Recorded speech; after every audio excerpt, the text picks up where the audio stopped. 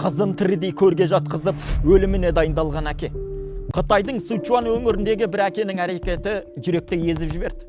Ол ауыр дертке шалдыққан 2 жастағы қызын құтқара алмайтынын біліп, қабір қазып оның өлімін күткен. Оның мұндай қадамға баруының астарында ауыр тағдыр жатқан еді. Қызға талассемия деп аталатын диагноз қойылған, яғни ауыр қан ауруы. Одан құтылудың жолы тағы бір баласының жасушасын трансплантациялау. Дәрігерлер ұсынып отырған емнің құны 1 миллион юанға жеткен. Әке бар дүниесін сатып, соңғы тиыны қалғанша қызын емдетуге тырысқан, бірақ отбасындағы қаражат бір ғана курсқа жеткен.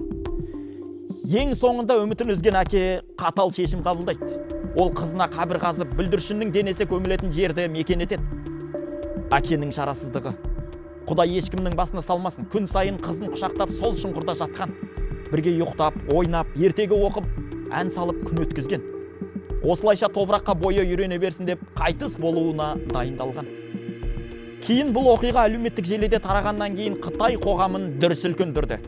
Мейірімді жандар отбасыға көмегін көрсетіп, емге қажетті соманы аз ғана күнде жинап берген. Сөйтіп қызды аман сақтап қалу үшін дәрігерлер екінші балалы болуды ұсынады. Биологиялық сәйкестік бойынша нәрестенің кіндік қаны қызға құйылып, ол ажалдан аман қалды. Кейін отбасына қамқор кәсіпкер де табылып, қаржылық ауыртпалықтың бәрі шешілді. Ота сәтті өткен соң әке қызы үшін қазылған қабірді топырақпен көміп, оның үстіне күнбағыс тұқымын септі. Күнбағыс жарық сүйгіш өсімдік. Әке сол өз армандаған жарық күнге ақыры қолы жетті.